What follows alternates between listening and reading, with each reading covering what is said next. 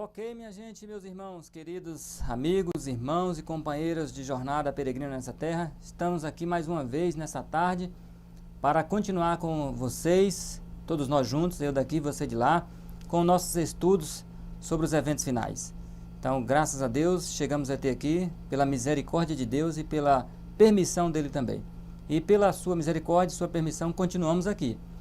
E hoje quero dizer a você que seja bem-vindo mais uma vez nessa tarde conosco nesse estudo, que o seu Santo Espírito do Senhor possa estar sobre você, possa estar nos abençoando também sobre mim nesse momento, para que a gente junto venhamos a crescer na graça e no reino de Deus. Então hoje nosso estudo é sobre o juízo final, dando sequência aos eventos finais. Hoje é o estudo número 11, na ordem dos eventos finais que nós temos feito até aqui.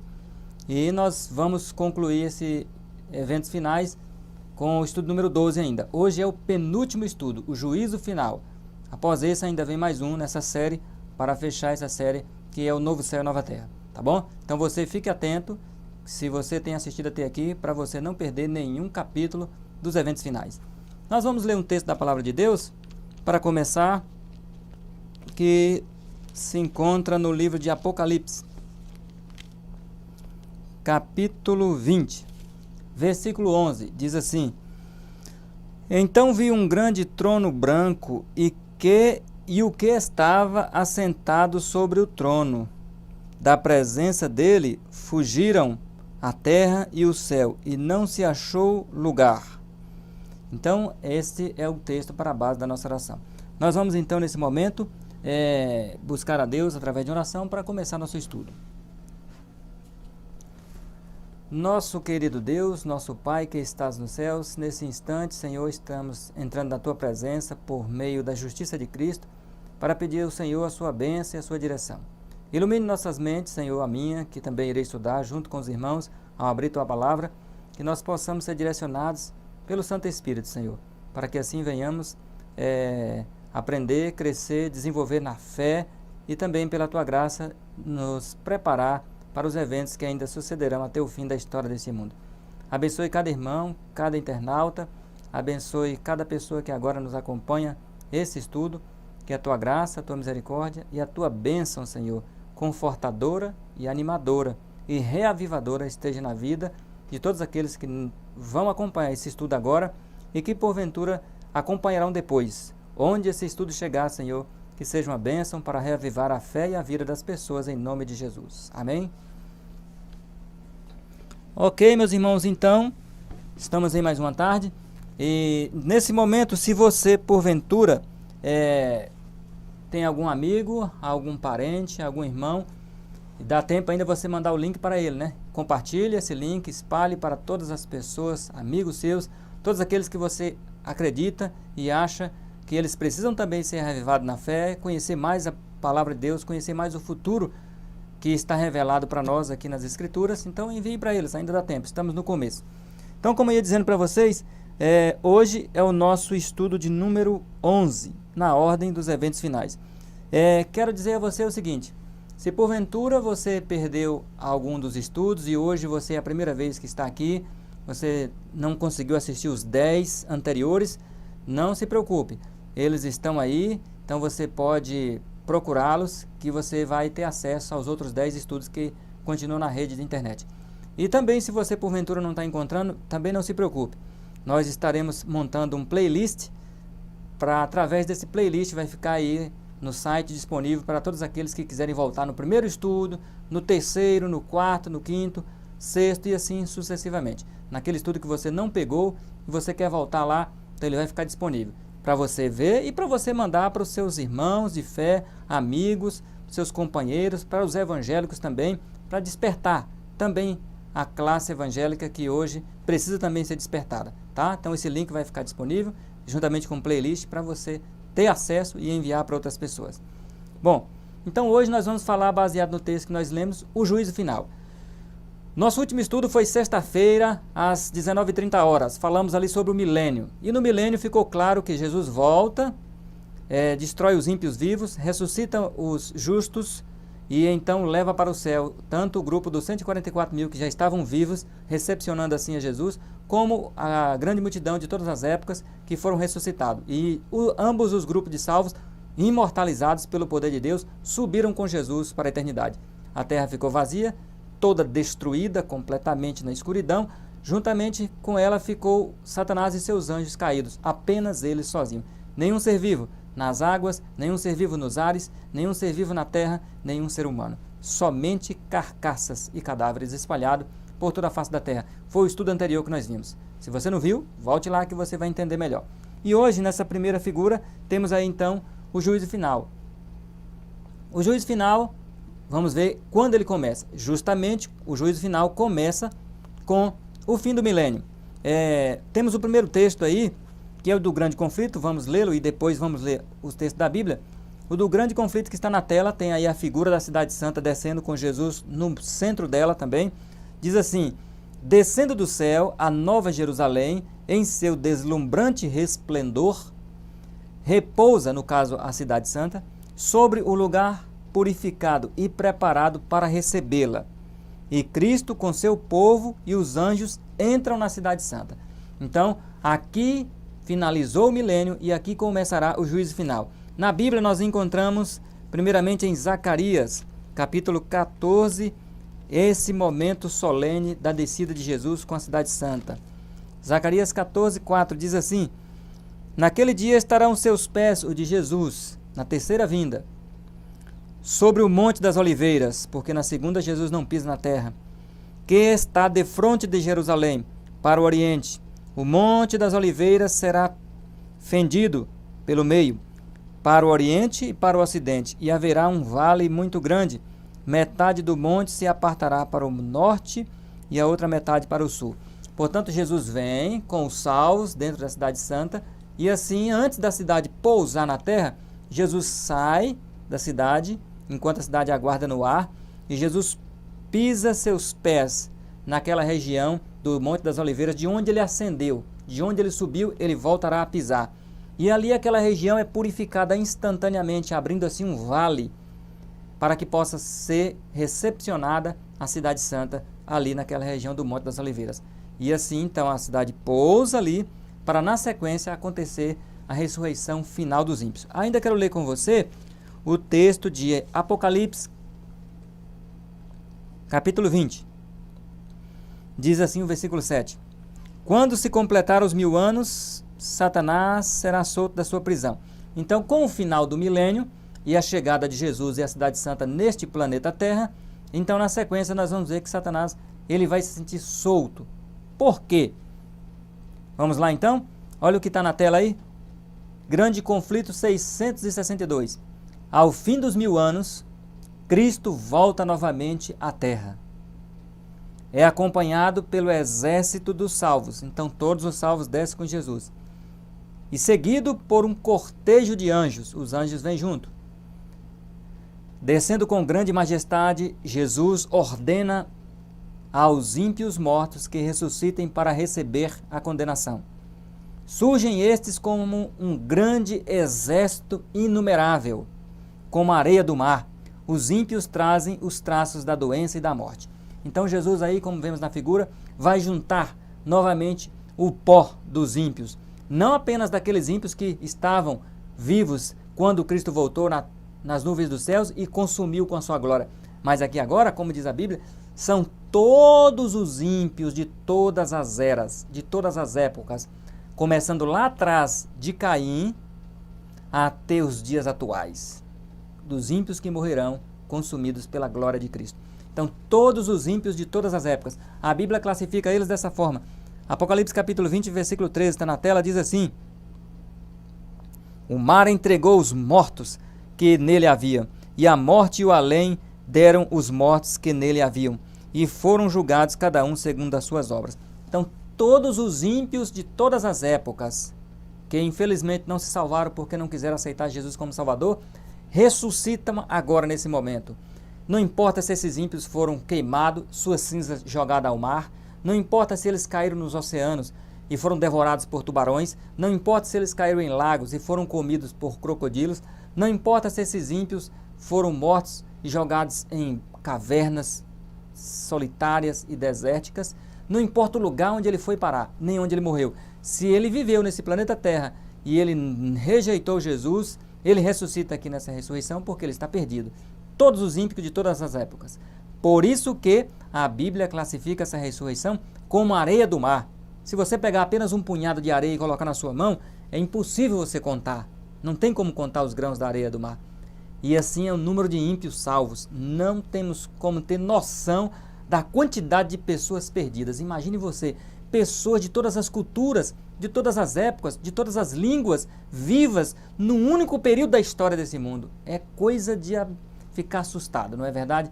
Imagine você, pessoas de todas as eras vão acordar, ressuscitar e vão ficar assim, pasmados, sem saber onde estão, sem saber o que está acontecendo, sem saber o que está ocorrendo.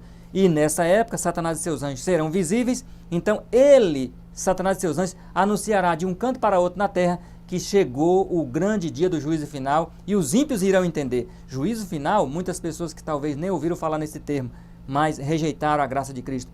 Todas estarão um dia ressuscitadas diante da cidade santa e diante assim do grande trono de Jesus, para serem executadas, receberem o juízo em sua própria pele.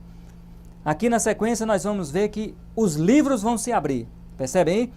Abrem-se os livros de registro. Grande conflito 666 diz assim: logo que se abrem os livros de registro e o olhar de Jesus incide, mira sobre os ímpios, eles, os ímpios, se tornam conscientes de todo o pecado cometido.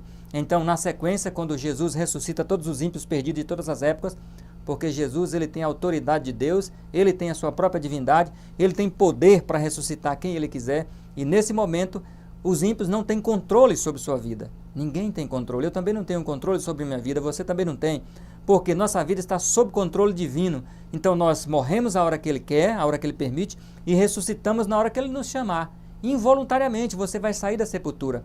Ainda que o ímpio não creu em Jesus como Salvador, mas a sua voz ordena e eles ressuscitam e saem dali. Do jeito que entraram. Se entraram idosos, saem idosos. Se entraram sem um braço, saem sem um braço. Se entraram manco de uma perna, sai manco. Se entraram doentes com câncer, tumores, sai de lá com os traços do pecado, da doença e da velhice. Eles saem completamente numa visão realmente incrível. Imagine você, enquanto a primeira ressurreição é uma ressurreição de glória, onde as pessoas ressuscitam para a imortalidade, esse grupo aqui é uma ressurreição, poderíamos dizer assim, de pessoas quase que zumbis, né? Pessoas doentes, fracas, envelhecidas, de todos os tamanhos, todas as estaturas, o peso, de várias formas, pessoas realmente convalescentes, doentes, que morreram em hospitais. É uma cena horrível. A ressurreição dos perdidos é uma cena horrível, completamente. Apocalipse capítulo 20, versículo 12, acompanhamos assim a descrição da palavra de Deus desse grande e solene momento. E vi os mortos, grandes e pequenos, que estavam diante do trono, e abriram-se os livros. Então, neste dia, os livros, pelo menos os 3 principais livros, serão abertos diante de toda a humanidade. E diz mais: abriu-se outro livro, que é o da vida. Os mortos foram julgados pelas coisas que estavam escritas nos livros, segundo as suas obras. Aqui é apenas o juízo que agora vem nesse momento para mostrar para os ímpios que eles perdidos estão porque quiseram, porque escolheram se perder. Então agora vai ficar claro para todo mundo: ninguém desta grande multidão irá morrer sem consciência porque está morrendo. Todo mundo vai se perder sabendo porque está perdendo. Cada um vai ver em uma cena cinematográfica seus momentos de vida terrena quando teve oportunidade e foram rejeitados. Cada um verá o folheto que foi distribuído e a recusa. Cada um verá o convite que foi estendido para vir à igreja e também a negligência. Cada um verá o convite para se batizar, para aceitar Jesus como Salvador. Na cena cinematográfica vai passar diante do olhar de cada pessoa realmente esse grande momento onde cada um falhou, onde cada um rejeitou. E assim não haverá desculpa e não haverá também nesse momento nenhuma ignorância na cabeça de ninguém pelo fato de estar sendo condenado nesse juízo. Não. Na próxima figura ainda, na 666 do grande conflito, continua a cena dizendo assim: veem exatamente onde seus pés se desviaram do caminho. Os ímpios veem, como eu falei para você, da pureza e santidade. Precisamente até onde o orgulho e a rebelião os levaram na violação da lei de Deus. Então eles vão saber onde falharam, qual o pecado que levou-os à ruína. Eles terão consciência. As sedutoras tentações, as bênçãos pervertidas, os mensageiros de Deus desprezados, as advertências rejeitadas. Percebeu? Tudo que eu falei está aí registrado. Tudo aparece como que escritos com letras de fogo. Então, meus irmãos, Deus é tão justo, tão transparente, que até os perdidos saberão porque estão sendo condenados nesse momento. Saberão porque se perderam. Então, ninguém estará ignorante quanto à sua própria perdição. Assim como ninguém estará ignorante quanto à sua própria salvação. Todos saberão porque realmente merece e porque estão ali agora diante do grande trono do juiz de toda a terra para a execução do juízo final. Bom, na próxima figura encontramos aqui esse texto do grande conflito e o Apocalipse 27:8. Primeiro vamos ler aqui o grande conflito, 663, a cena que se segue. Agora Satanás se prepara para a última e grande luta pela supremacia. Olha só. Sendo ressuscitado os ímpios mortos e vendo ele, Satanás, as vastas multidões a seu lado, revivem-lhe as esperanças. Você viu no estudo de sexta-feira que Satanás estava quase depressivo, acabrunhado, acabado, arrasado, abatido, violentamente, psicologicamente, emocionalmente, destruído. Mas com a grande ressurreição de ímpios de todas as épocas, isso traz nele um ânimo sinistro, mas traz. E o texto continua. E ele decide a não se render no grande conflito, mesmo sabendo que está perdido, mesmo sabendo que sua causa é uma causa falida, mas ao ver a grande multidão inumerável, milhões e bilhões, ultrapassa a casa dos vários bilhões o número de salvo, ultrapassa a casa dos vários bilhões. Só hoje a população, estamos quase chegando na casa dos 8 bilhões, estamos com 7 bilhões e 700 milhões de habitantes. E segundo o Apocalipse capítulo 5, 1 João, primeira carta de João capítulo 5, versículo 19, o mundo inteiro jaz no maligno. Então quase 95% da sua totalidade do planeta Terra hoje está no maligno. Vai se perder, infelizmente, porque não querem.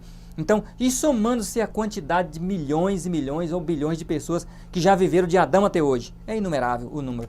E isso causa a Satanás, causa um ânimo, ainda que inútil, mas causa um ânimo. Revivem-lhe as esperanças ao ver o número de perdidos do lado dele. Nesse dia, Satanás então verá num único lance, num único momento, a quantidade de súditos que tem no reino dele, porque todos os perdidos estarão ali vivos de todas as épocas. A quantidade de súditos que serviram a ele enquanto vivos estiveram, ainda que serviram de forma inconsciente, mas serviram. E lá estará todos eles juntos ao lado dele. Apocalipse capítulo 20, versículos 7 e 8, nós encontramos assim a descrição desse grande momento onde Satanás contempla os perdidos ao redor dele.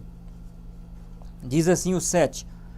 Quando se completar os 1000 anos, Satanás será solto da sua prisão e sairá a enganar as nações que estão nos 4 cantos da terra, Gog e Magog, cujo número é como a areia do mar, a fim de ajuntá-las para a batalha daquele grande dia. Então, o número dele é como a areia do mar, e Satanás sabe que mesmo perdido, mas não pode e não quer se render, ele não quer se entregar. Claro, ele já está completamente entregue ao mal que ele mesmo criou dentro dele há mais de 6.000 anos atrás. E então assim o mal o leva novamente à ruína completa de tentar ainda no último momento, como um ato de desespero, invadir a cidade para atacar o povo de Deus junto com os perdidos. Então assim, um vasto número como a areia do mar, de uma ponta na outra, né? Lá estão ele, Gog e Magog, ou seja, de uma ponta na outra da terra, de uma extensão à outra do planeta.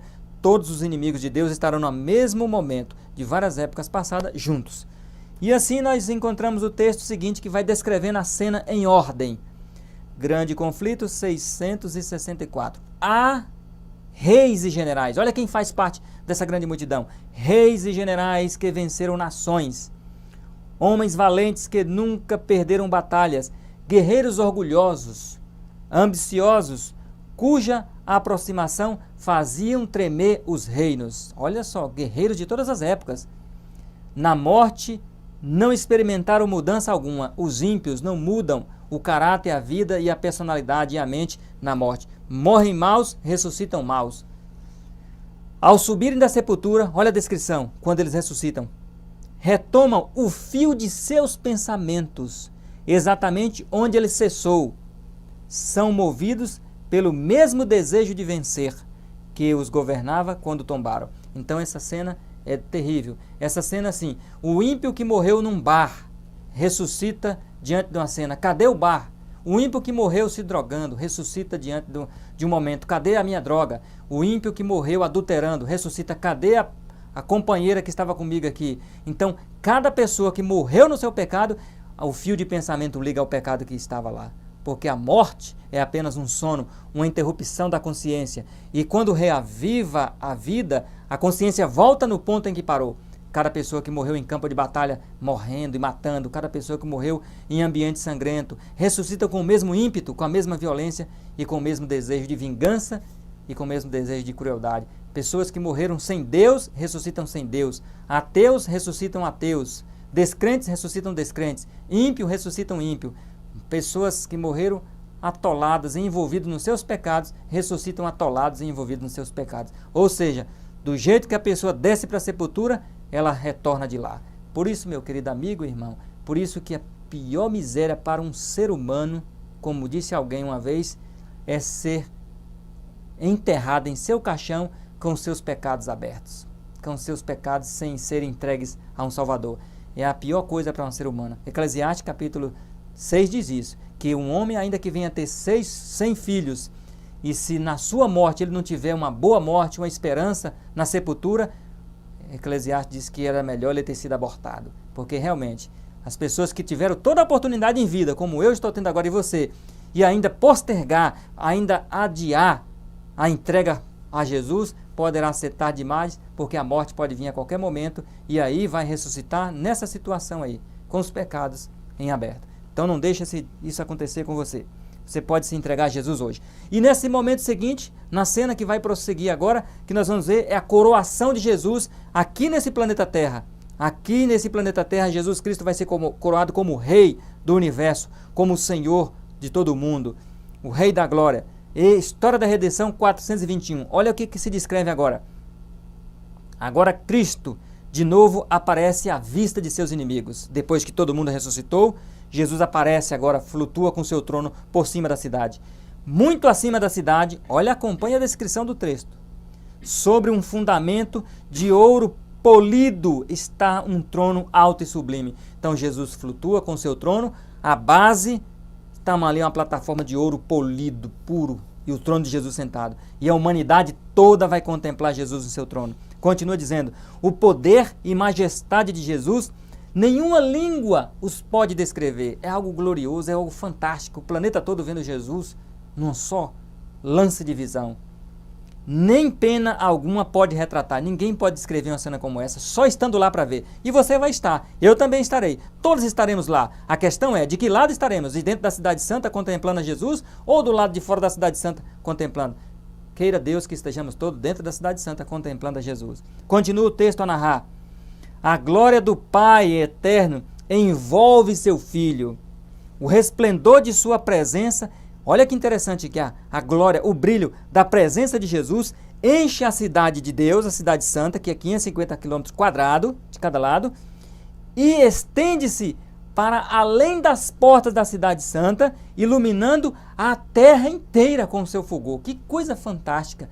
Nós aprendemos no estudo anterior que a terra vai ficar fora do seu eixo. Aprendemos conforme está escrito em Isaías 13:13 que Deus moverá a terra do seu lugar. Por isso que no milênio ela vai ficar escura. E então ela vai ficar afastada um pouco do sol e distante, e o sol não chegará à sua luz lá. Mas com a vinda da cidade santa, descendo a este planeta, Jesus Cristo, sua glória, a glória da cidade, ilumina o planeta todo. Irmãos, é fantástico isso aqui, é sublime. Onde estiver ser humano perdido, aqui do Brasil, de lá da China, de lá do Paraguai, da Espanha, Inglaterra, Portugal, Arábia Saudita, de todos os lugares, a glória da cidade santa lá de Jerusalém iluminará a terra toda. Como se explica isso? Não tem explicação. É só o poder de Deus para fazer isso. E todos os seres humanos, habitantes de todos os países, todas as nações, aproximadamente 200 nações, né, em média, contemplará de onde estiver a glória de Jesus. Contemplará a glória da cidade santa. Coisa fantástica, já pensou? A glória que sai de Cristo da sua cidade ilumina a terra inteira e ilumina também a cidade santa. É algo fabuloso. Na figura seguinte encontramos ainda o texto sobre a coroação de Jesus, História da Redenção 422. Na presença dos habitantes da terra e do céu, todo o universo contempla agora nesse momento a coroação do Filho de Deus.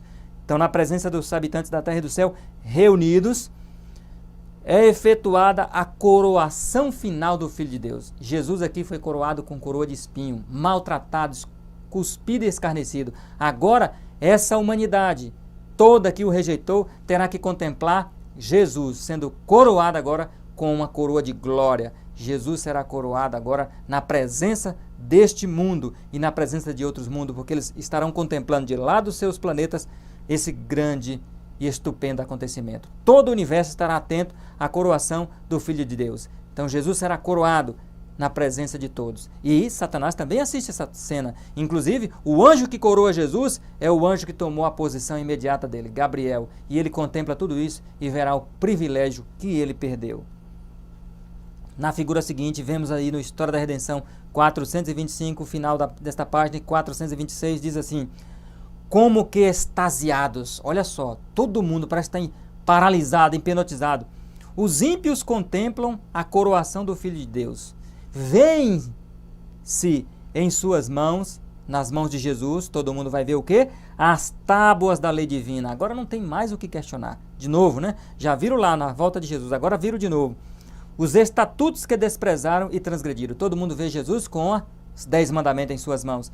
Testemunham o irromper de admiração, transportes e adoração por parte dos salvos. E, ao propagar-se a onda de melodia sobre as multidões, olha que interessante isso aí, concentra nessa parte grifada.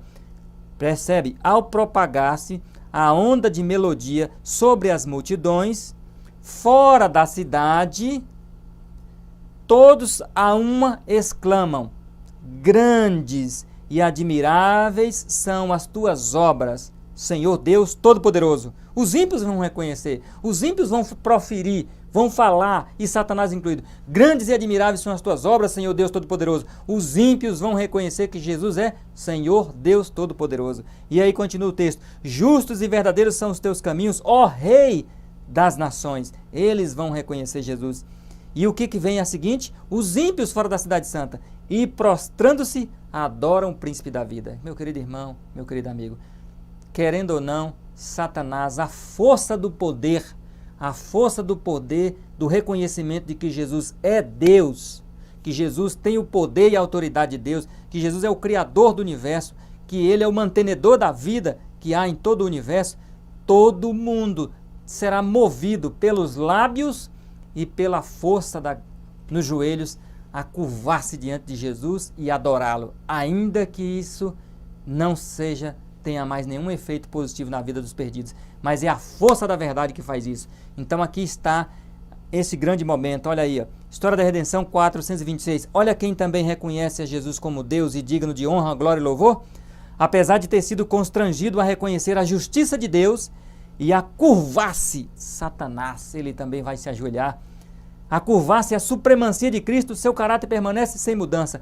Toda a humanidade, vindo a glória e a luz somente da cidade santa e do trono de Jesus para com o planeta Terra, todo mundo vai ajoelhar-se diante de Jesus, dobrar os joelhos na terra suja e imunda desse planeta Terra, de fora da cidade santa, e todos irão dizer: justo, Senhor, e verdadeiros são os teus caminhos. Só tu és Deus poderoso, quem não te temerá? E incluindo Satanás e seus anjos, ajoelhando diante de Jesus e proclamando o nome de quem eles a vida toda odiaram. Mas a força da verdade faz isso com eles. Nós encontramos então essa seguinte sentença: todo joelho se dobrará diante de Jesus. Olha os dois textos que estão na Bíblia Sagrada aí, que isso virou até tema de música. Todo joelho se dobrará diante de Jesus, é um tema de música aí, mas esse texto está na Bíblia Sagrada. Romanos capítulo 14, versículo 11, você pode anotar na sua Bíblia que o texto está aí, ó. Está escrito: pela minha vida, diz o Senhor, todo joelho se dobrará diante de mim e toda língua confessará a Deus. Todo mundo vai ter que fazer isso, todo mundo vai ter que falar. Então, meus queridos irmãos, nesse momento é um momento solene, é o momento do juízo final, onde todo mundo reconhece Jesus como Deus. Isaías 45, 23 também, o texto no Velho Testamento, ele é repetição. Na verdade, ele aparece primeiro no Velho Testamento e depois no Novo. Então, Isaías 45, 23 diz assim: por mim mesmo jurei, a minha boca proferiu com toda a minha integridade uma palavra que não tornará atrás. Diante de mim se dobrará todo joelho, e por mim jurará toda língua. Então, todo mundo. Os ímpios aqui perdidos, embaixo, por fora da cidade santa, e os salvos dentro da cidade santa. Deus aceita a adoração como digna apenas dos salvos. Os ímpios é só a força da verdade que fazem eles fazer isso. Mas eles não mudam de caráter, eles continuam o mesmo. Então, logo após o reconhecimento de que Jesus é rei, Satanás, como que num relance vamos chamar de sanidade do mal, né, dele, ele então cai em si e vê que tem que tomar alguma atitude, que tem que fazer alguma coisa na sequência, que ele tem que incentivar os perdidos a não se entregar, mesmo sabendo que sua causa está perdida. Apocalipse capítulo 20, versículo 9, segunda parte, narra a seguinte cena, na sequência, logo após a coroação de Jesus e logo após o reconhecimento de que Jesus é rei do universo, que Jesus é o Senhor Deus. Diz assim o capítulo 20, versículo 9: subiram sobre a largura da terra e cercaram o arraial dos santos e da cidade querida. Então, nesse momento, no frenesi louco, desesperado, ele, juntamente com seus anjos, espalha a notícia: vamos agora para cima da cidade santa. Nosso número é quase que infinitamente maior. Nosso número é esmagadoramente maior do que o deles. Então, nós podemos vencer pela força, nós podemos invadir, tomar a cidade para nós. Então, Satanás irá transmitir essa informação para os seus anjos caídos, que irão informar aos perdidos. Em toda a extensão da terra correrá essa informação. Pegue o que você tiver em mãos e vamos invadir a cidade, vamos atacá-la. Nós não temos outra saída, não temos outra alternativa, não temos outra chance, já estamos perdidos mesmo. Ele irá dizer: não custa nada tentar, não custa nada fazer uma última tentativa desesperadora. E aí, na sequência, encontramos o texto aqui, ó, do grande conflito. Vamos ver então. 664. Diz assim: Satanás consulta seus anjos. Olha o que eu falei para você aí.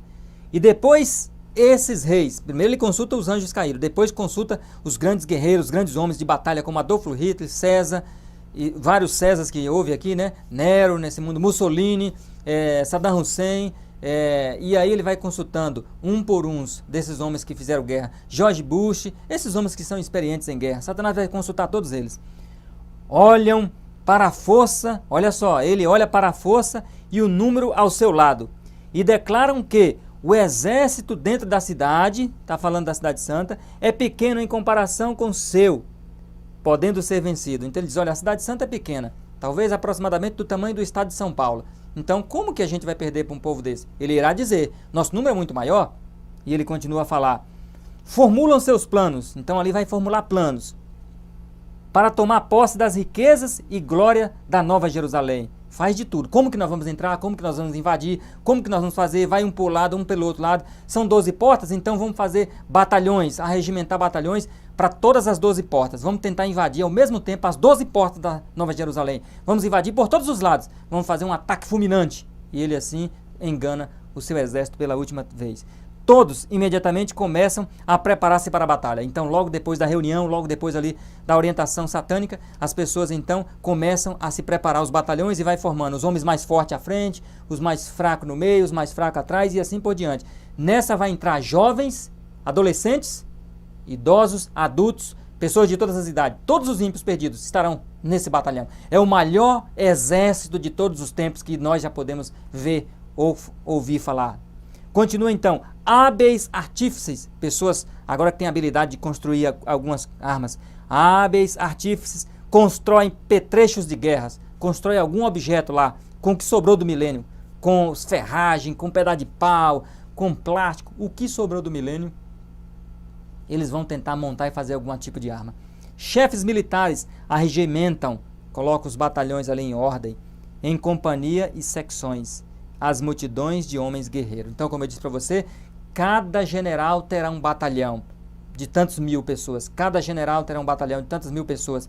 E assim eles irão marchar em toda a extensão da terra, com o que encontrarem na mão: pedaços de ferro, armas dispersas por toda a face do globo, que durante o milênio ficará, pedaços de pau, como eu já disse, o que eles encontrarem no chão, tentarão montar armas, tentarão fazer armas, e assim irão para cima da Cidade Santa e tentar invadi-la, tirar os santos de lá à força, matá-los se pudessem e invadir e tomar a cidade para si. E assim, ao mesmo tempo, o batalhão vai caminhar. Imagine só, o compasso, podemos ouvir o compasso desses homens perdidos, bilhões de ímpios, marchando, marchando, marchando, marchando. Tentem contemplar a cena, tentem imaginar a cena, bilhões de pessoas, tudo, pessoas de todas as idades, idosos, convalescentes, jovens, pessoas fracas, caídas, sem braço, sem perna, mancando, e cada um com um pedaço de objeto na mão. Um exército derrotado, falido, desesperado, caminhando e marchando em direção à Nova Jerusalém, tentando, num ato de desespero, invadi-la e tentar pular os muros e quebrar tudo e tirar o salvo de lá. Mas vejamos na sequência o que ocorrerá. Então, o panorama do juízo final. Temos aqui dois lados, como você está vendo aí. O grande conflito 667 e 668. O panorama é o seguinte. Do lado direito, nós encontramos do lado verde. Um lado do panorama aqui, ó. A panorama dos salvos. A visão que está de dentro da Cidade Santa. Entre a multidão resgatada, dentro da cidade, acham-se os apóstolos de Jesus. O heróico Paulo e o ardoroso Pedro. O amado e amante João. Ao passo que fora dos muros, com tudo o que é vil e abominável, estão aqueles pelos quais foram perseguidos, presos e mortos. Que coisa tremenda, né? Paulo, Pedro, os apóstolos e todos os salvos dentro da Cidade Santa e aqueles que perseguiram eles por lado de fora. Você poderá estar lá dentro da Cidade Santa e aqueles que vão te perseguir no alto clamor e também durante toda a perseguição do tempo de angústia. Você estará lá dentro da Cidade Santa e aqueles que te perseguiram do lado de fora. Agora as regras do jogo mudaram. Agora quem é quem nessa jogada e quem é quem nessa história. Do lado de lá do panorama, vejamos quem está do lado de fora da Cidade Santa. O mundo ímpio todo acha-se em julgamento. Do lado aqui, de uma cor bem intensa aí, ó.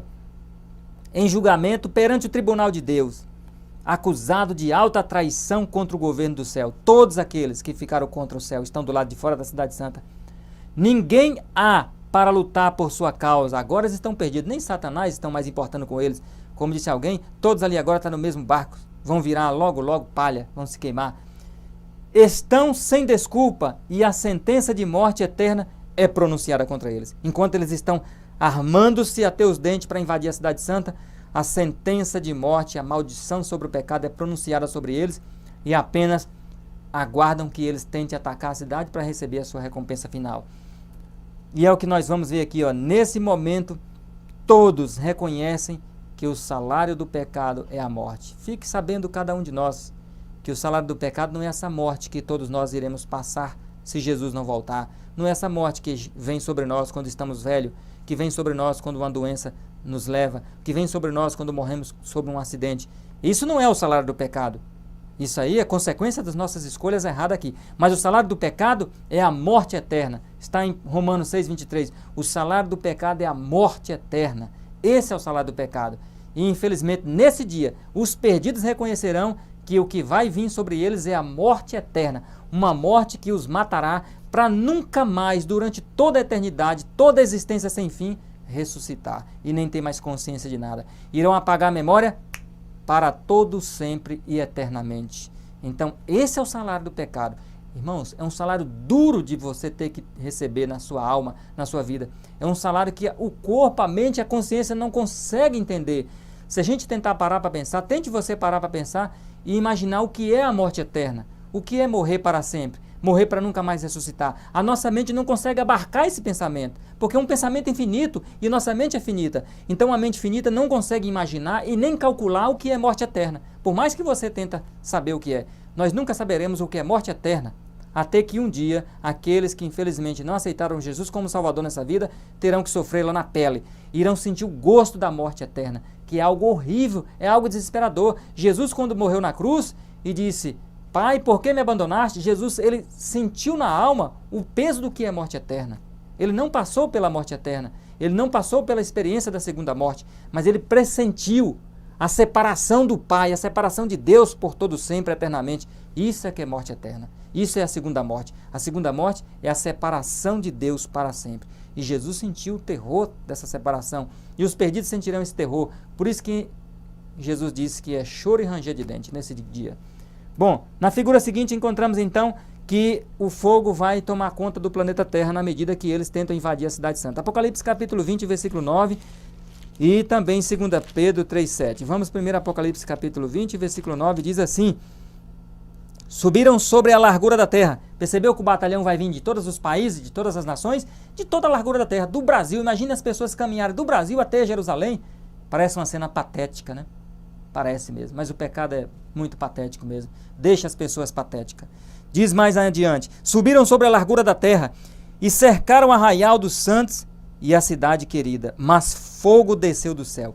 Então, no momento que eles se aproximarem da cidade santa, alguns metros estiverem chegando próximo aos muros da cidade santa, e então o fogo começa a cair, chuvas de labareda de fogo, como estamos vendo na tela aí, começa a cair, fogo e enxofre, fogo de cima e fogo de baixo, porque os vulcões vão entrar em erupção, vão explodir todos eles. A terra é cheia de gases, a terra é cheia de petróleo, a terra é cheia de material que pega fogo com facilidade. E assim vai ser, fogo de cima e fogo de baixo. Assim como foi no dilúvio, água de cima e água de baixo. E esse planeta virou um mar onde não se alcançava a visão à Terra.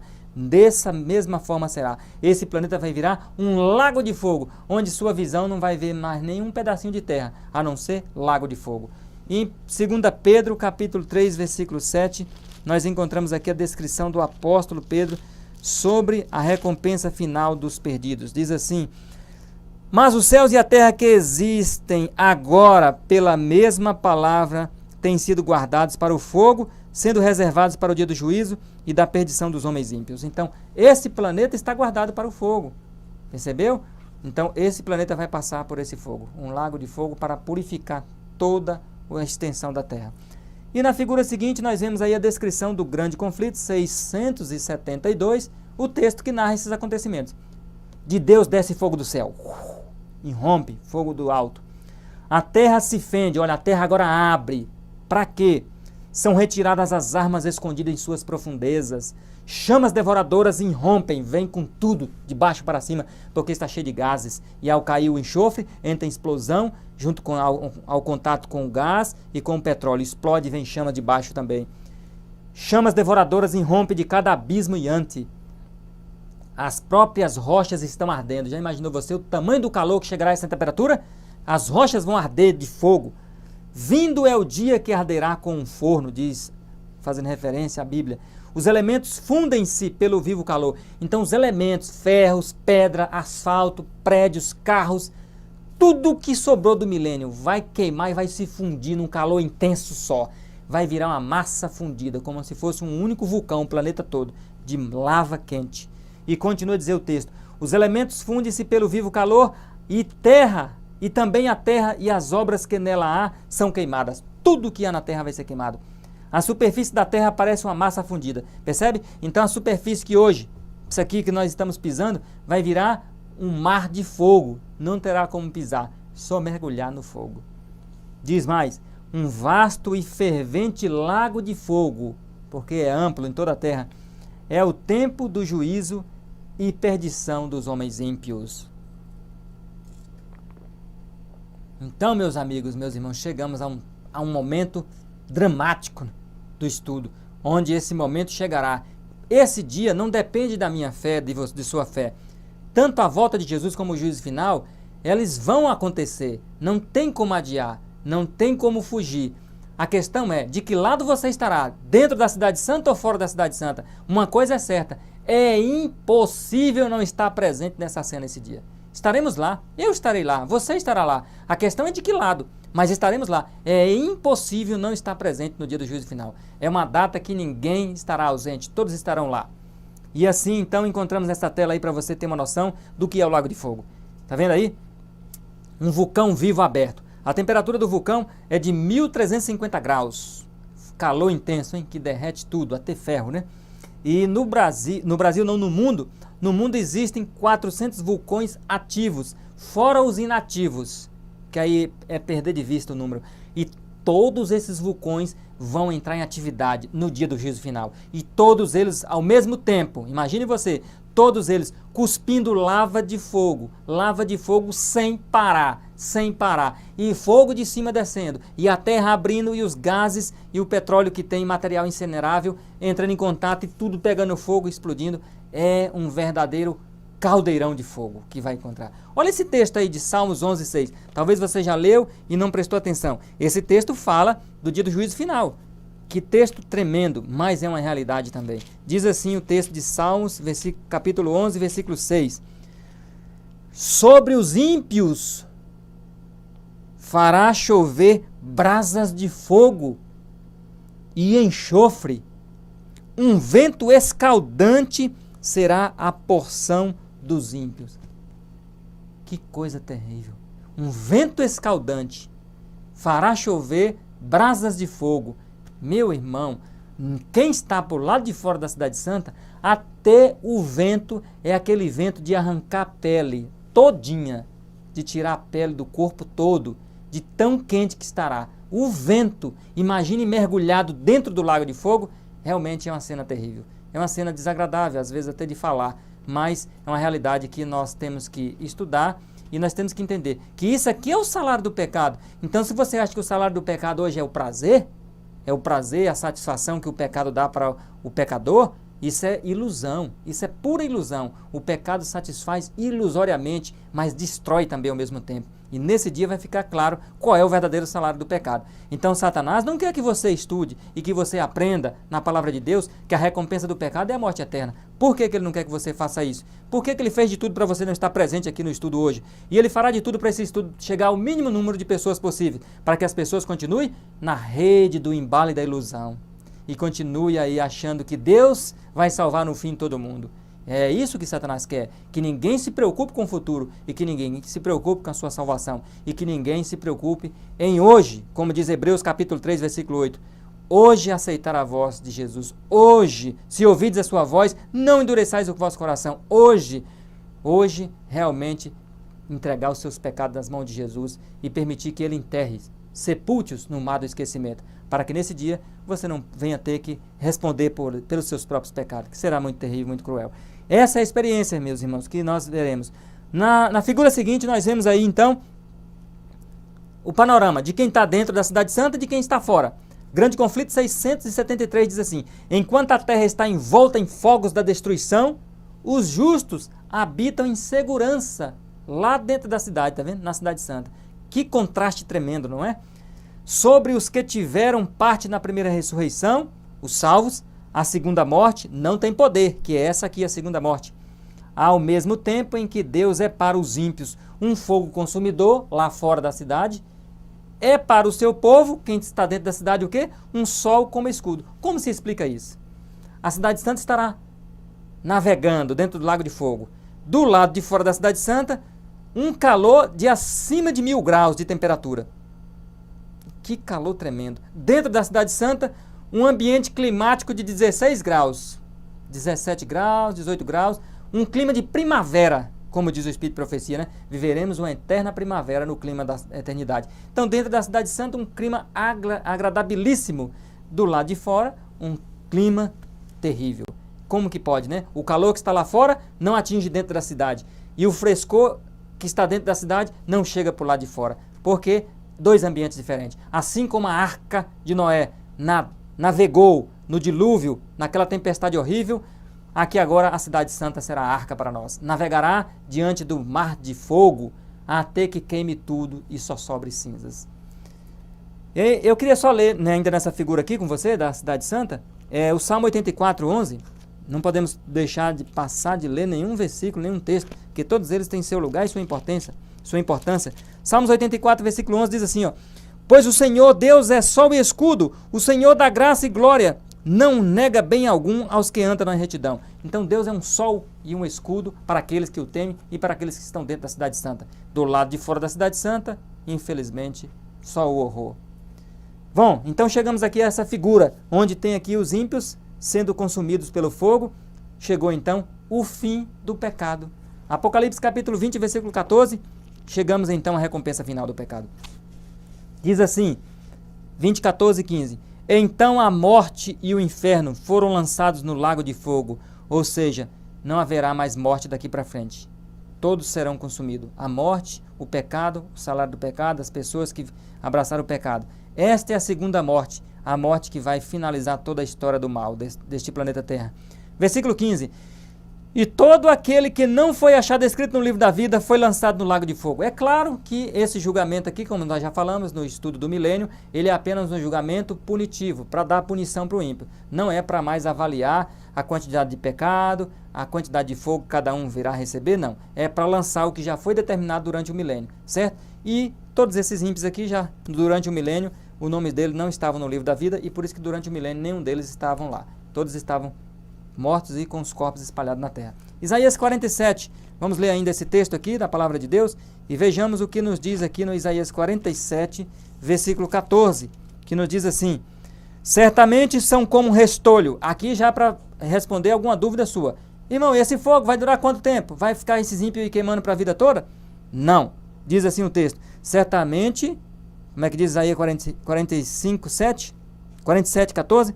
Certamente são como um restolho. O que é restolho? Pano queimado, palha queimada.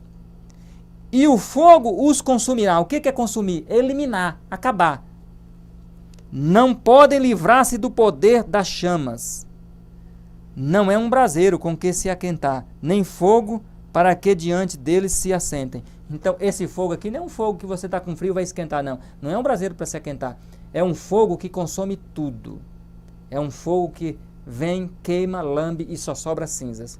Então esse é o fogo do juízo final. É um fogo que consome completamente tudo que está à frente. Então o fim do pecado é assim, meus irmãos. O fogo vem, consome o pecado primeiro, de todos os ímpios. Depois que consumiu o pecado, aí consome a matéria de cada ímpio. Consome a carne e o corpo e os ossos, que é a coisa mais rápida. Então esse é um fogo especial, um fogo do céu. É um fogo que devora pecado primeiro. E onde encontrar pecado, vai devorar todo o pecado. Assim que consumiu todo o pecado da vida de um pecador, na sequência derrete, dissolve o corpo do pecador em cinzas. E o pecador foi para onde? Para o mar do esquecimento, para lugar nenhum. Desaparecerá para todo o sempre. Não estará mais em lugar nenhum queimando para sempre. Cada um queimará conforme a sua penalidade. Cada um queimará conforme a sua carga de pecado, que não quis se arrepender, não quis se entregar a Cristo. Então esse é o resultado aqui final. Olha o texto aí do grande conflito, 673. Alguns são destruídos em um momento. Percebe quem, irmão? Provavelmente os adolescentes que tiveram pouco pecados, provavelmente alguns mais ignorantes possível, enquanto outros sofrem muitos dias. Então o fogo vai devorar o quê? A penalidade nas costas de cada um. Então alguns vão ficar dias, irmãos, queimando, semanas, coisa terrível, hein? Todos são punidos segundo as suas ações. Então a punição é segundo a ação. Cada um vai queimar individualmente, diferente do outro. Nas chamas purificadoras, os ímpios são finalmente destruídos, raiz e ramos. A penalidade completa da lei foi aplicada, satisfeitas as exigências da justiça, e o céu e a terra, contemplando, declaram a justiça de Jeová. Portanto, queima todos os ímpios, e aí vai queimando cada um de acordo com a quantidade de pecado. Depois queimará, por último, a besta, que você já sabe quem é, o pontífice romano. Depois queimará também, por último, os pastores. Depois, na sequência, queima aí os anjos caídos. Depois, na sequência, Satanás. Quando eu digo queima, desaparece, né? Então, cada um ficará queimando. Ou seja, Satanás queimará ao mesmo tempo em que os ignorantes estão queimando. E ele continua queimando enquanto os ignorantes desaparecem. Enquanto que ali fica queimando agora quem? Os ímpios que foram participantes de vários carnavais. Os evangélicos também que rejeitaram a lei de Deus. E por aí vai. Os católicos também que com a cabeça dura continuaram atrás de imagens e procissão e confessando a homens que não merecem ouvir o pecado de ninguém, somente Jesus. E aí vão queimando. E na sequência, vem na sequência de acordo à luz, o entendimento da palavra de Deus e a rebelião do seu pecado. Aí vem o sistema adventista também, que vai demorar mais tempo queimando. Vai demorar mais tempo. Englobado está os reformistas. Teve mais luz. E se teve mais luz, então a tendência é pecar mais, se não reconhecer Jesus como Salvador. Porque um evangélico não será cobrado pelo que não conheceu. Então, um adventista conheceu mais que um evangélico. Um reformista conheceu mais que um adventista. E assim sucessivamente. E na sequência, os anjos de Satanás continuam queimando. Desde o começo, Satanás também. E o último, Satanás irá contemplar todos se queimarem, todos desaparecerem. enquanto ele fica sozinho, por fim queimando, queimando, queimando, até chegar o momento final em que queima o último pecado dele. Agora você imagine o tamanho da lista de pecados de Satanás. Só a lista dele, pessoal, é imensa, infinita, e fora a carga de pecados que ele incentivou o povo de Deus a pecar em todas as épocas, que estará sobre as costas deles, conforme o estudo que nós fizemos do fechamento da porta da graça. Então, meu irmão, por isso que ele não quer que você se salve, por isso que ele tem desanimado muita gente na fé, por isso que ele tem feito isso, porque ele quer fugir e aliviar a sua pena. Mas você, Jesus já morreu pelos seus pecados, sofreu por você, pagou pelos seus pecados. Você precisa entregar seus pecados a Jesus, abandoná-los e viver para Cristo, e somente para Cristo, e aguardar ansiosamente, então, o retorno dele para te levar desse mundo terrível e você não ter que sofrer a segunda morte. Mas assim, nas chamas devoradoras, consome pecados e pecadores. Todos vão sendo queimados lentamente. Jesus disse uma vez para os discípulos que o lago de fogo seria choro e ranger de dentes. Vocês se lembram desse texto? Por que choro e ranger de dentes, irmãos? Choro e ranger de dentes. Choro é aqui, ó. É a dor emocional, é a dor psicológica de ter perdido a salvação. A salvação estava em suas mãos, estava em minhas mãos. E por causa de uma rebeldia, de um pecado, não abandonou o pecado, perdeu a salvação. Então vai ser um choro mental, uma decepção amarga, um desespero, um grito do começo ao fim, porque perdeu a salvação por bobeira, por coisa mínima. Então é aqui o choro. E o ranger de dente, porque quando se sente muita dor, irmãos, quando a dor é forte, quando a dor traspassa o limite humano, a gente começa a ranger os dentes e a gente começa a travar a boca e os dentes de tanta dor que se sente. É isso que o lago de fogo tem para aqueles que não querem Jesus como Salvador. Choro, decepção, porque cada um vai ver onde falhou, onde errou e onde deixou de perder a salvação. Ranger de dente, porque o fogo não para de consumir e a dor é intensa. Ela não diminuirá enquanto houver uma parte do corpo para queimar. E chegamos à última figura. Jesus faz um convite para você, antes desse dia final. Temos aí um precipício, a cidade santa do lado de lá, esse planeta, esse velho mundo condenado ao pecado e à destruição do lado de cá. E temos Cristo e o plano da salvação como único meio de escape disso tudo. E temos aí dois convites que Jesus faz. Ezequiel 33:11. Jesus disse: eu não tenho prazer na morte do ímpio. Jesus não vai destruir o planeta Terra com prazer, irmãos. Está lá em Isaías, que para Deus isso é uma obra estranha. Ter que queimar o planeta, ter que destruir o que ele criou, ter que matar o ímpio no fogo, ter que matar os anjos maus no fogo. Isso é uma obra desprazerosa para Deus. Deus não faz isso com prazer. Deus não mata e não destrói com prazer. Por isso que para ele é uma obra estranha. Isaías fala isso, se não me engano, no capítulo 27, né? Que é uma obra estranha. E por isso que Jesus faz esse convite. Eu não tenho prazer na morte do ímpio. Antes eu quero que o ímpio se arrependa e se converta e abandone seus maus caminhos e venha me servir, para que possa, então, ter prazer e satisfação na minha vontade. E Jeremias 29:11, Jesus diz assim: eu sei os planos que eu tenho para vocês, planos de bem e de esperança, para vos dar um futuro e uma esperança. Então o plano que Deus tem para você não é o lago de fogo. O plano que Deus tem para mim, para nós, é um plano de esperança, é a cidade santa, é viver para sempre, no novo céu, na nova terra renovado. Esse é o plano que Deus tem para nós, um plano maravilhoso de vida eterna.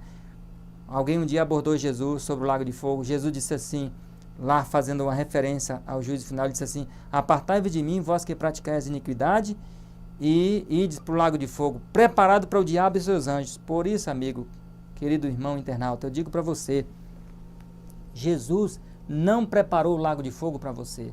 Jesus não preparou o lago de fogo para ser humano. Nunca foi o pensamento de Jesus. O lago de fogo foi preparado desde a fundação do mundo para o diabo e os seus anjos. O lago de fogo não foi para nós, não é para mim, não é para você. O lago de fogo não é para ser humano nenhum. Mas, irmão, por que então nós acabamos de ver nesse estudo que essas pessoas vão para o lago de fogo? Porque foi uma escolha delas. Mas Jesus não preparou o lago de fogo para ser humano. Ele deixou claro isso em Mateus 25, viu? 24 e 25. O lago de fogo foi preparado para o diabo e seus anjos. O ser humano é que voluntariamente vai para lá. Ele é que quer ir para lá. E Jesus respeita, mas não está nos planos de Jesus o lago de fogo para nenhum ser humano. O ser humano vai para lá por livre e espontânea escolha.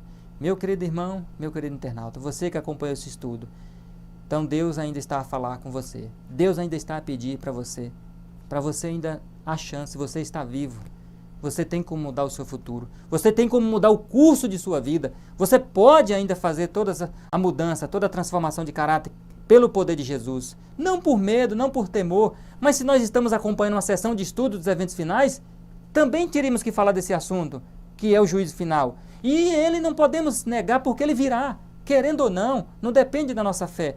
Nós vamos defrontar um dia o juízo final, mas Deus está dando essa chance para você agora. Parar, aí na sua casa, você está sentado e me ouvindo aqui agora, para parar e pensar, de que lado você vai estar esse dia? Lá no lago de fogo, choro e ranger de dentes, ou dentro da cidade santa, ao lado de Jesus, contemplando que valeu a pena todo o sofrimento na terra, toda a dor, toda a decepção que a gente passa aqui por causa do Evangelho, toda a humilhação, toda a incompreensão por parte da família, dos parentes, toda a privação financeira por causa da lei de Deus. Vai valer a pena? Vai valer a pena. Se vai valer a pena lá, tem que valer a pena hoje. Que Deus te abençoe e te ajude a continuar ao lado de Jesus com mais fervor, com mais garra, com mais determinação, porque você vai chegar lá um dia na Cidade Santa, você vai falar, valeu a pena ficar ao lado de Jesus. Que Deus te abençoe para isso. Amém?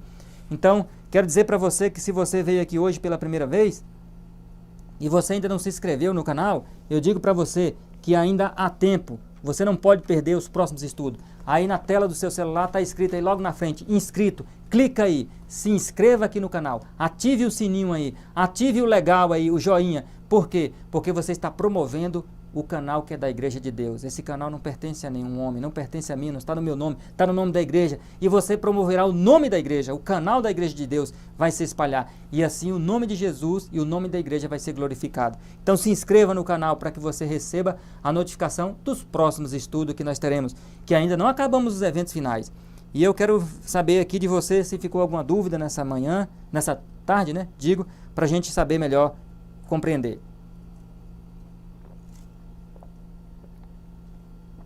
Então vamos lá, algumas perguntas pelo Facebook, se chegou aí, os irmãos responsáveis vão encaminhar aqui para mim, ou também algumas perguntas também no YouTube. Então temos aqui a da Rosiane Dornelas. No juízo final, com a glória da cidade santa a resplandecer sobre o mundo, haverá dia e noite? Pergunta dela, né? E quanto tempo durará o juízo final? Irmã Rosiane, a terra estará no abismo, na escuridão. Com a vinda da cidade santa, vai, como nós lemos o texto aqui, vocês se lembram, né? Eu li o texto do grande conflito, vai irradiar a glória de Jesus e a glória da cidade santa sobre o planeta Terra. Se haverá dia e noite, irmãs, não posso te afirmar isso e nem confirmar, mas uma coisa é certa, a Terra inteira, a extensão do planeta Terra, terá luz suficiente para todos se verem, para todos enxergarem a cidade, para todos contemplarem Jesus, para todos contemplarem o trono e a coroação de Jesus. Uma coisa é certa, não haverá o sol, né? Mas haverá luz suficiente para iluminar o planeta todo, irmã. Que é uma coisa que a gente não sabe nem explicar. A glória da Cidade Santa é tão intensa que vai iluminar todo o planeta, né? Que vai iluminar as pessoas o suficiente para poderem se ver, poderem enxergar, poderem caminhar, poderem fazer armas com os petrechos que sobrou do milênio, poderem assim também formar batalhões, poderem ver os parentes uns aos outros e poderem caminhar em direção à cidade. Tá certo, irmã? Vai haver a luz o suficiente para isso. E quanto tempo durará o juízo final? Aí não está descrito, né? Não está escrito quanto tempo vai durar, mas não é longo tempo, né, irmã? Porque você pode imaginar aqui, o povo no planeta Terra, comida não vai haver quase nada de comida. O milênio destruiu quase tudo aí, as 7 pragas, né? A humanidade vai ressuscitar do jeito que foi para a sepultura. Cansados, velhos, idosos, novos, adolescentes, jovens, ressuscita ali. Então a pergunta é quanto tempo as pessoas aguentam ficar com privações de comida e privações de água? Fica aí a resposta na mente de cada um, né? Então quanto tempo durará o milênio? Não sabemos. O juízo final, digo, não sabemos, mas não temos um tempo específico. Mas não é muito tempo não, tá bom? Não pode ser muito tempo, não tem como. Michele Nascimento. Quando essa terra for purificada, a cidade santa que descerá aqui será do tamanho de toda a terra? Não, irmã, não será, né? A metragem da cidade santa está na Bíblia, irmã. Podemos pegar aqui a Bíblia Sagrada e a cidade santa, ela é de 2.000 e pouco côvados, né? Ela, encontramos aqui, o muro da cidade santa tinha 12 fundamentos, temos aqui, deixa-me ver, a cidade era quadrada, a cidade era quadrangular, o seu comprimento era igual à sua largura. Media a cidade com a cana e tinha ela 12.000 estádios de comprimento. E a largura e a altura eram iguais. O muro da cidade era de 144 côvados. Então vamos aproximadamente, se a gente botar um côvado, para ficar fácil a conta aqui, 50 centímetros, que um côvado variava de 45 centímetros a 48, né? Então, se for 50 centímetros, então ela daria aí a média de 60 metros, 70 metros de altura, o muro. E a Cidade Santa, transformando os 12.000 estádios aqui de comprimento, ela é quadrada, né? Toda quadrada, a mesma quilometragem da largura, do comprimento, e assim ela é. Então, ela é aproximadamente cerca de 550 quilômetros de extensão, de comprimento, de largura, comprimento e largura. Então, ela não é do tamanho da Terra, tá certo, irmão? Segundo a medida que está aqui na Bíblia Sagrada. Então foi a irmã Michele, né, que fez essa pergunta. Ou será apenas em uma parte da terra? É lá em Jerusalém, né? Ela vai pousar no Monte das Oliveiras, na Cidade Santa. Rosiane Dornelas. A Cidade Santa terá a mesma altura que a sua largura? Nós acabamos de ler aqui, né, irmão? Irmã, que a largura e o comprimento serão iguais. E um muro aí de aproximadamente 60, 70 metros de altura. É o muro da Cidade Santa. Mas as pessoas, no frenesi, nas armas que tentaram construir ali, dos destroços que sobraram, vão fazer de tudo para invadir, né, a Cidade Santa. Ainda mais seres humanos de todas as estaturas, né? Pessoas do tempo antediluvianos, que eram aproximadamente 4 metros, né? Contemporâneos de Adão, que não salvaram. Caim, por exemplo, os filhos de Caim, os netos de Caim, né? Toda essa turma aí. Michele Nascimento. Os moradores dos outros mundos permanecerão onde estão? Ou eles se juntarão aos santos? Eles permanecerão, irmã. Irmã Michele, eles assistirão o juízo final de lá de onde eles estão. Eles irão contemplar. Nós não sabemos o meio, o método e a tecnologia que os seres de outros mundos têm para acompanhar nossa vida terrena. Mas no grande conflito diz que eles acompanham o juízo investigativo, eles têm acesso, como que ocorre a vida aqui nesse mundo, que eles acompanharam Jesus vivendo e sofrendo aqui nesse planeta Terra. Então nós não temos noção qual é a tecnologia que eles têm para acompanhar e para ver. Mas eles conseguem contemplar, conseguem ver tudo, né? O que se passa aqui na Terra. É como se fosse assim na nossa linguagem humana. A gente hoje tem um telefone desse aqui e acessa aqui um canal de televisão e você vê agora o que está passando aqui no canal de televisão X. Depois você muda o que está passando no canal de televisão Y. E isso que está passando ao vivo no canal lá, né? Então, se a gente fosse entender a linguagem, seria mais ou menos assim. Como se eles tivessem equipamento, de alguma forma, que falasse assim, vamos ver o que está passando na Terra agora? E aí abria alguma tela, alguma coisa para poder contemplar o que se passa na Terra. Tá certo? Mas eles têm acesso e vão assistir o juízo final de lá, de onde eles estão. Pedro Queiroz, aqui temos aqui um pedido de oração. Eu também peço oração por mim, pela minha esposa e toda a minha família, né? Rosiane Dornelas, peço oração pela interessada chamada Gleide. E o Adalberto Aguiar, o irmão Duda, né? Pede oração por todos os internautas. Então vamos orar por todos os internautas, né? E todas as pessoas que nos acompanham e nos assistem. E ainda chegou aqui uma última pergunta, que é da Rosimeire. Rosimeire Silva, depois do milênio, vai haver construção de armas? Nós lemos o texto, né, irmã? Que eles farão petrechos de armas. Não sei se a irmã chegou no final do estudo, não pôde acompanhar no texto que eu li, mas eu posso encontrá-lo aqui, irmã, para te mostrar novamente o texto, tá bom? Deixe-me ver se é esse aqui.